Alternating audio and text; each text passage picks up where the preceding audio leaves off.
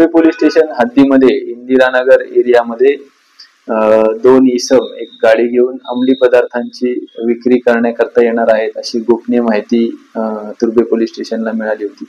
त्या अनुषंगाने तुर्बे police स्टेशनची डीबीची team त्या ठिकाणी रवाना होऊन सापळा रचून ती गाडी पकडली असता त्या गाडीमध्ये आपल्याला अंदाजे 7.5 ते 8 किलोचा गांजा आपल्याला मिळालेला आहे। तसेच त्या गाडीमध्ये 2 इसम देखील मिळालेले आहेत। सदर प्रकरणामध्ये गुन्हा दाखल करण्याचं काम तुर्बे पोलीस स्टेशन येथे चालू आहे। त्याच्यामध्ये साधारण 8 किलोच्या गांजाची किंमत 7.5-8 लाख रुपये, तसेच गाडीची किंमत 7.5-8 लाख रुपये, असा एकूण 15.5 लाख रुपयाचा मुद्देमाल आपण जप्त करत आहोत।